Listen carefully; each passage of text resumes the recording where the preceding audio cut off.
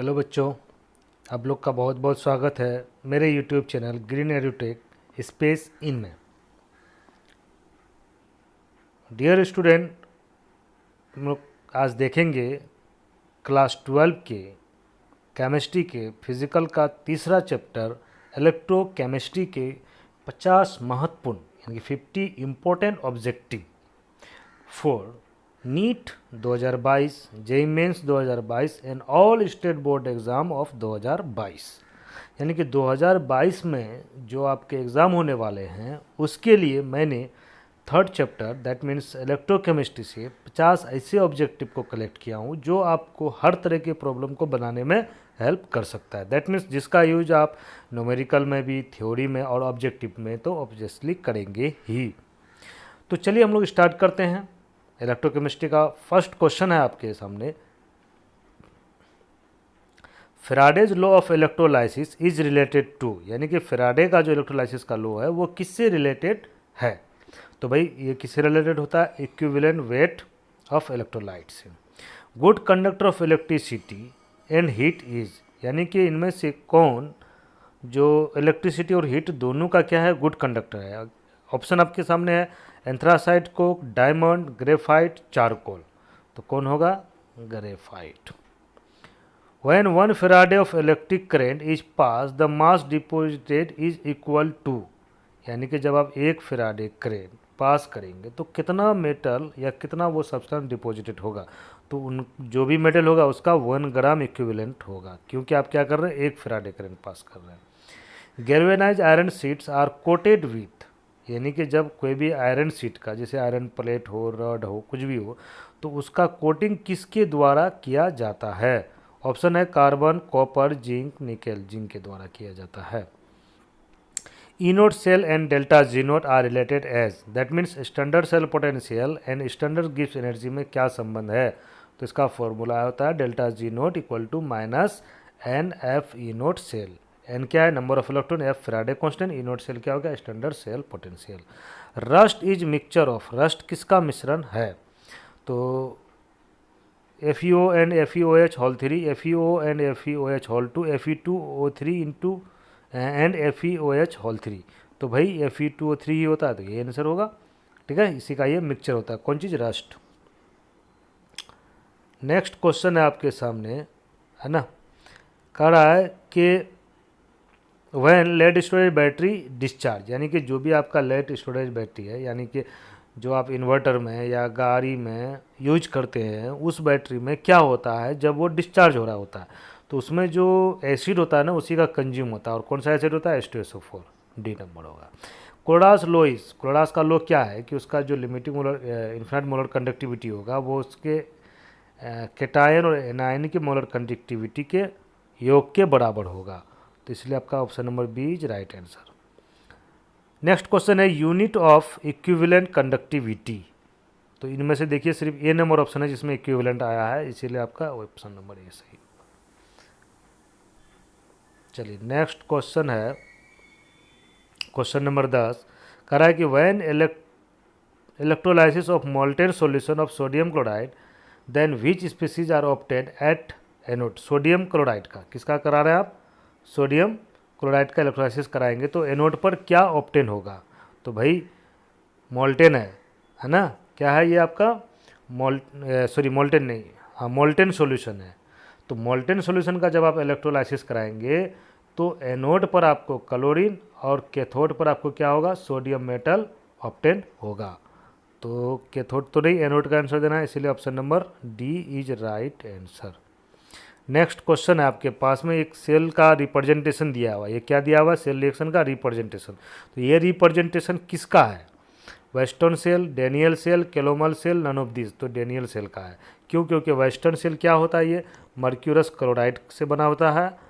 ये sorry, western cell जो है आपका मर्क्यूरस सल्फेट होता है और साथ में कैडमियम अमलगम होता है, और साथ में कैलोमल सेल में क्या होता है? ये मर्क्यूरस क्लोराइड होता है। तो इसलिए डी नंबर ऑप्शन सही होगा। 12वां नंबर क्वेश्चन है आपके सामने कि how much charge required for reduction of 1 mole of aluminium 3+, यानी कि एल्युमिनियम 3+ आयन जो है इसको कितना चार्ज चाहिए एल्युमिनियम मेटल बनने में। तो क्योंकि 3+ है तो 3 फैराडे करंट लगेगा, जिसको यानी कि 1 फैराडे का वैल्यू कितना कूलम होता है, 96,500। तो 3 इंटू 96,500 लगभग आ जाएगा आपका 3.0 इंटू 10⁵ कूलम। कह रहा है कि द नेक्स्ट क्वेश्चन कि the standard reduction potential value of element, reduction potential दिया हुआ है, क्या दिया हुआ है, 0.68 वोल्ट, -2.50 वोल्ट, -0.50 वोल्ट। तो ए का हो गया 0.68, उसके बाद बी का हो गया -2.50 और सी का हो गया -0.50 वोल्ट। तो जिसका जो है जितना ज़्यादा रिडक्शन पोटेंशियल होगा, जिसका जितना ज़्यादा रिडक्शन पोटेंशियल पॉजिटिव होगा, है ना, तो उसका रिड्यूसिंग पावर उतना ही कम होगा। तो सबसे ज़्यादा जिसका नेगेटिव होगा उसका रिड्यूसिंग पावर सबसे ज़्यादा होगा, तो बी का सबसे ज़्यादा है, तो बी ग्रेटर किस में, डी नंबर में, तो इसलिए D number option is right answer. Next question है कि the electromotive force of the cell for the cell reaction at equilibrium state. करा कि इक्विलिब्रियम स्टेट में ईएमएफ का वैल्यू क्या होता है, तो भाई 0 होता है। नेक्स्ट क्वेश्चन है कि the best way to protect iron from rusting, making iron cathode, putting in saline water, both A and B, none of these. तो आपका हो जाएगा making iron cathode. Next question हम लोग देखते हैं, कह रहा है कि हाफ सेल रिएक्शन के लिए एक्सटर्नल इलेक्ट्रोड पोटेंशियल है, जिंक आयन में कन्वर्ट किया है और इसका जो इलेक्ट्रोड पोटेंशियल है वो -0.76 वोल्ट है, और इसका कितना है आयरन का -0.41 वोल्ट है। तो इसका कम है तो इसका रिड्यूसिंग पावर कम होगा, जिंक का रिड्यूसिंग पावर ज़्यादा होगा, इसीलिए आयरन वाला जो इलेक्ट्रोड है वो हो जाएगा आपका ER और जिंक वाला क्या हो जाएगा EL। जब आप इसको सॉल्व करेंगे तो E cell equal to ER minus EL करके, तो आपका आंसर आ जाएगा ए नंबर है। आंसर क्या आ जाएगा -0.35।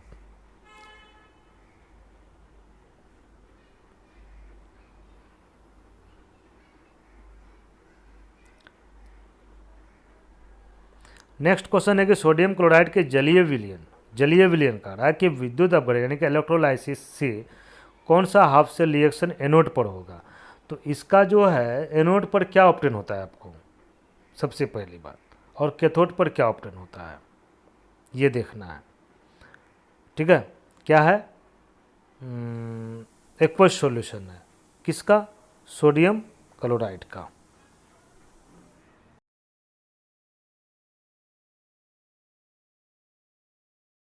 तो क्वेश्चन नंबर 17 का ऑप्शन नंबर डी क्या होगा, राइट आंसर होगा, क्योंकि क्लोरीन ही ऑप्टेन होता है किसका, एक्वस सोडियम क्लोराइड का। एनोड पर क्लोरीन और कैथोड पर हाइड्रोजन, यानी कि ऑप्शन नंबर सी हो जाएगा कैथोड के लिए, ऑप्शन नंबर डी हो जाएगा एनोड के लिए।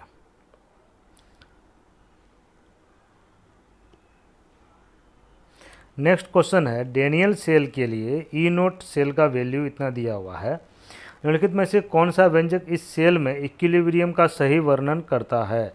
इस प्रश्न के 2 ऑप्शन सही हैं। अब अगर 2 ऑप्शन सही है तो भाई ये तो 2.303 RT/2F log Kc ये तो सही होगा ही। दूसरा log Kc, क्योंकि इसी को अगर आप उठा करके इधर एडजस्ट करेंगे तो आपका ये भी सही हो जाएगा, B and C। 19वां नंबर क्वेश्चन है, जब सेल से कोई धारा प्रवाहित ना हो रही हो यानी कि फॉलो ना हो रही हो तो इलेक्ट्रोड पोटेंशियल में अंतर को कहते हैं, क्या कहेंगे, सेल का पोटेंशियल कहेंगे, यानी कि सेल पोटेंशियल कहेंगे, सेल EMF कहेंगे, पोटेंशियल डिफरेंस कहेंगे, सेल वोल्टेज कहेंगे, क्या कहेंगे, सेल का EMF कहेंगे। नेक्स्ट क्वेश्चन है कि एक विद्युत रासायनिक सेल इलेक्ट्रोकेमिकल सेल विद्युत अपघटनी सेल के समान व्यवहार करता है कब, जब एक्सटर्नल पोटेंशियल ज़्यादा हो जाएगा, यानी कि जब किसी इलेक्ट्रोकेमिकल सेल में कोई बाहर से आप बैटरी जोड़ देंगे, ठीक है, और उस बैटरी का जो सेल पोटेंशियल है उस इलेक्ट्रोकेमिकल सेल से अगर ज़्यादा होगा तभी ऐसा संभव है, ठीक है, जो इलेक्ट्रोलाइटिक सेल के जैसा फिर वो व्यवहार करने लगेगा। तो option number C is right answer. Next question,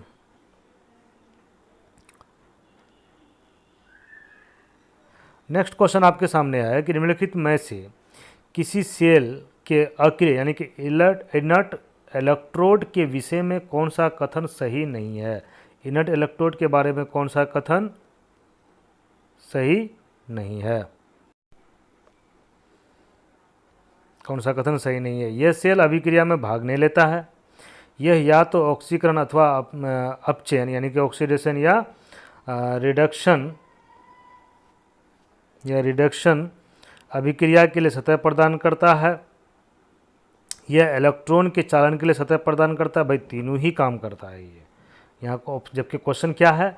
कथन सही नहीं है, ये रिडॉक्स रिएक्शन के लिए सतह प्रदान करता है। ये वाला ऑप्शन आपका हो जाएगा डी नंबर आंसर। अगला क्वेश्चन आपके सामने है कि इलेक्ट्रोलाइट के सॉल्यूशन के लिए कौन सा कथन सही नहीं है? इलेक्ट्रोलाइट के विलयनों के लिए कौन सा कथन सही नहीं है? पहला ऑप्शन है कंडक्टिविटी, यानी कि सॉल्यूशन की कंडक्टिविटी आयनों के आकार पर निर्भर करती है। ये कथन क्या है? सही है भाई। दूसरा कहता है कि कंडक्टिविटी विलयन की विस्कोसिटी पर निर्भर करती है, बिल्कुल निर्भर करती है। चालकता विलयन में उपस्थित आयनों की सॉल्वेशन पर निर्भर नहीं करता है, नहीं, सॉल्वेशन पर भी निर्भर करता है, इसीलिए option number C is right answer. 96,500 coulomb विद्युत धारा यानी करंट कॉपर सल्फेट की विलयन से मुक्त करता है। कितना कॉपर डिपॉजिट करेगा? देखिए कॉपर सल्फेट जब टूटेगा तो कॉपर 2+ में और सल्फेट 2- में आ जाएगा। तो कॉपर पर 2+ चार्ज होने का मतलब क्या चाहिए हमको? 2 फैराडे करंट चाहिए। अर्थात कि कॉपर आयन को अगर आप 2 फैराडे करंट देंगे तो वो आपको 1 मोल कॉपर देगा। तो 1 मोल कॉपर का मास कितना होता है? 63.5। और जबकि करंट आप 1 फैराडे दे रहे हैं तो इसका मतलब आपको हाफ मोल ऑब्टेन होगा, और हाफ मोल का आंसर क्या आ जाएगा? 31.76। नेक्स्ट क्वेश्चन है कि एल्युमिनियम ऑक्साइड से 1 मोल एल्युमिनियम प्राप्त करने के लिए आवश्यक आवेश की मात्रा। तो यहाँ पर एल्युमिनियम पर चार्ज कितना है? 3+, तो इसका मतलब 3 फैराडे चाहिए। तो option number C is right answer.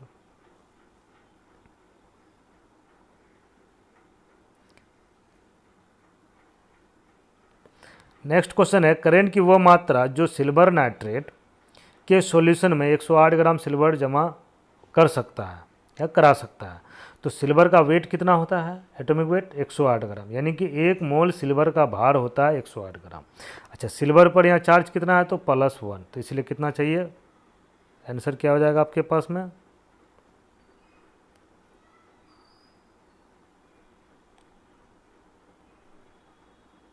Option number A is right answer.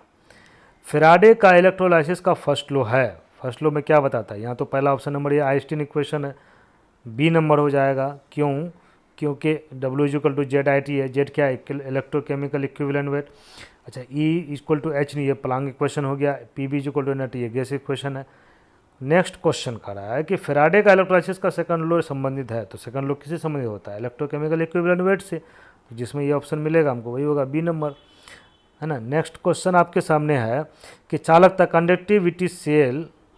Conductivity cell का सेल कांस्टेंट होता है ना। तो आपके पास 4 ऑप्शन है कि इलेक्ट्रोलाइटिक परिवर्तित करने पर परिवर्तित हो जाता है, ऐसा तो नहीं होता है। इलेक्ट्रोलाइट की कंसंट्रेशन परिवर्तन करने पर परिवर्तित होगा, नहीं होगा, ये भी नहीं होगा। विद्युत अपघट्य का ताप परिवर्तन करने पर यह परिवर्तित हो जाता है, इसमें भी इसका कोई रिलेशन नहीं है। दिए गए सेल के लिए स्थिर रहता है। हाँ, कंडक्टिविटी का सेल कांस्टेंट किसी भी सेल के लिए वो हमेशा क्या रहता है? स्थिर रहता है, चाहे वो कंसंट्रेशन कुछ भी हो जाए। तो option number D is right answer. Question number 29, lambda m0 for ammonium hydroxide खाली जगह के बराबर होगा। यानी कि ऐसा इक्वेशन लेना है जिससे आपको lambda m0 ammonium hydroxide obtain हो जाए। पहला वाला में क्या? अमोनियम हाइड्रोक्साइड अमोनियम क्लोराइड नहीं होगा, HCl- हो जाएगा तो होबे नहीं करेगा। Lambda m0 ammonium chloride plus lambda m0 sodium hydroxide minus lambda m0 sodium chloride. तो देखिए जब इनको आप तोड़ेंगे क्लोरास लॉ के अनुसार तो ये क्या देगा? बी नंबर ऑप्शन में lambda ammonium cation chlorine anion, ठीक है, plus lambda m0 sodium ion plus lambda m0 hydroxy ion. तो इनसे सोडियम आयन और इनके क्लोरीन आयन को माइनस कर देंगे अगर हम, क्योंकि यहाँ lambda am not sodium chloride दिया गया है, तो इससे क्या मिलेगा, lambda sodium plus lambda chlorine, तो ये दोनों कट जाएगा, इसलिए ऑप्शन नंबर बी सही होगा। नेक्स्ट क्वेश्चन आपके सामने है, इलेक्ट्रोलाइट सॉल्यूशन की कंडक्टिविटी निर्भर करती है, इस प्रश्न के दो ऑप्शन सही हैं। हाँ, विद्युत अपघट्य की प्रकृति पर निर्भर करता है, विद्युत अपघट्य की सांद्रता पर, इस पर भी निर्भर करता है, एसी सोर्स पर नहीं होगा, इलेक्ट्रोड की मध्य दूरी पर नहीं होगा। तो option number A and B is right answer. चालकता यानी के बराबर होता है, इस ऑप्शन में 1/r इंटू एल अपॉन ए नंबर तो होगा ही, जी स्टार अपॉन आर यानी कि सेल क्वेश्चन अपॉन रेसिस्टेंस, ये भी सही है, ए और बी। क्वेश्चन नंबर 30 आपके सामने में, आयनिक सॉल्यूशन की मोलर कंडक्टिविटी निर्भर करती है, इसके भी दो ऑप्शन सही हैं। टेम्परेचर पर निर्भर करेगा, इलेक्ट्रोड की मध्य दूरी पर नहीं होगा, सॉल्यूशन के इलेक्ट्रोलाइट की सांद्रता पर करेगा, तो इसका ऑप्शन हो जाएगा ए और सी। अगला क्वेश्चन आपके सामने में है कि अपोलो मिशन में कौन सा सेल यूज होता है, तो अपोलो मिशन में कौन सा सेल यूज होता है, बेकॉन सेल यूज होता है, क्योंकि लेक्लान से डेनियल वोल्टेज ये सब यूज होता नहीं है। Bacon cell also known as alkaline fuel cell. अगला क्वेश्चन है, अपोलो मिशन में प्रयुक्त फ्यूल सेल में कौन सा फ्यूल होता है, तो H2O2 होता है। Next question, lead storage battery के चार्ज करते समय क्या होता है, यानी कि जब आप लेड स्टोरेज बैटरी को चार्ज कर रहे होते हैं तब क्या हो रहा होता है, लेड सल्फेट एनोड पर पीबी में रिड्यूस हो जाता है, बिल्कुल हो जाता है, बाकी चीज़ नहीं होगा, ये नंबर होगा, क्योंकि एनोड पर क्या होगा, ये पीबी रिड्यूस हो जाएगा। बाकी कह रहा है पीबी कैथोड पर नहीं होगा, कैथोड पर पीबी ऑक्सीडाइज होगा, ये भी नहीं होगा, एनोड पर PbO2 ऑक्सीडाइज होता है, नहीं होगा। नेक्स्ट क्वेश्चन है आपके सामने में कि how many coulomb of electricity are required for the reaction of 1 mole magnet ion to manganese ion. ठीक है, पहला बात कि मैग्नीज पर आप यहाँ पर चार्ज निकालिए कितना है इस आयन में, MnO4 माइनस में, यहाँ पर इसका चार्ज हो जाएगा +7, कितना चार्ज हो जाएगा +7, क्योंकि ऑक्सीजन का कितना हो गया 4 दूना 8 और एक माइनस चार्ज ऑलरेडी है, एक चला जाएगा तो +7, तो मैग्नीज +7 से मैग्नीज 2+ बनने में यानी कि 5 इलेक्ट्रॉन या 5 मोल इलेक्ट्रॉन लगेगा, तो 5 को आप 96,500 कूलम से गुना कर दीजिए, जो आंसर आपका आ जाएगा वही होगा, गुना करने पर आपके पास आंसर आएगा 4.83। नेक्स्ट क्वेश्चन है, स्पॉन्टेनियस यानी कि स्वाभाविक cell reaction will occur when, कब अपने आप रिएक्शन संपन्न हो सकता है, जब डेल्टा जी नेगेटिव होगा, B number. Using inert electrode electrolysis is done in the aqueous solution of sodium sulfate, what are the product obtained at cathode at anode, यानी कि जब आप एक्वस सोडियम सल्फेट का इलेक्ट्रोलाइसिस कराएंगे तो cathode और anode पर आपको क्या ऑब्टेन होगा, तो कैथोड पर हाइड्रोजन और एनोड पर आपको ऑक्सीजन ऑब्टेन होगा। अगला question, electrolysis is used in, electrolysis किस में यूज होता है, इलेक्ट्रो रिफाइनिंग में, बिल्कुल होता है, इलेक्ट्रोप्लेटिक में, इसमें भी होता है, तो इसका क्या हो जाएगा, बोथ, ए एंड बी, इसका आंसर क्या हो जाएगा, बोथ। अगला क्वेश्चन है, sodium is a member of which group in periodic table, तो पहला ग्रुप में होता है तो ग्रुप 1 है, पहला और दूसरा ए होता है, उसके बाद फिर बी होता है, उसके बाद फिर ए होता है, लास्ट में पी ब्लॉक में जाके। विच of the following element is found in free state in nature, इनमें से कौन है जो प्रकृति में स्वतंत्र अवस्था में पाया जाता है, तो जो सबसे कम रिएक्टिव होगा वही स्वतंत्र अवस्था में इस रूप में पाया जाएगा, तो ऑप्शन नंबर डी यानी कि गोल्ड सही आंसर होगा। अगला question, which one of the following is alkaline earth metal, तो जो पीरियडिक टेबल में सेकंड ग्रुप में है उसको हम लोग अल्कलाइन अर्थ मेटल बोलते हैं, तो इनमें से कौन है भाई, कार्बन, कैल्शियम, जिंक, आयरन, तो कैल्शियम हो जाएगा बी नंबर।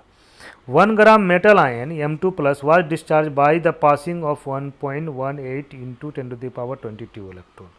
देखो इसमें मेटल कौन है ये नहीं पता है, लेकिन उस मेटल का आपको एटॉमिक वेट भी निकाल रहा है, और जिसको डिस्चार्ज किया जा रहा है किससे, 1.18 इंटू 10⁻22 इलेक्ट्रॉन से, तो इसको आपको चूँकि इसलिए मैं करके बनाएंगे, है ना, तो इसमें जो एटम है उसका एटॉमिक मास को m मान लीजिए, ठीक है, और 2+ चार्ज इसलिए 2 मोल हो जाएगा इलेक्ट्रॉन, ठीक है, तो जब एक इलेक्ट्रॉन में क्या हो जाएगा, तो जो भी उसका द्रव्यमान होगा बटे 2Na, तो क्योंकि आपको तो पता नहीं है तो आप इलेक्ट्रॉन कितना दे रहे हैं, तो 1.81 इंटू 10⁻22 से जब आप इसको सॉल्व करेंगे तो आपका आ जाएगा 66.7।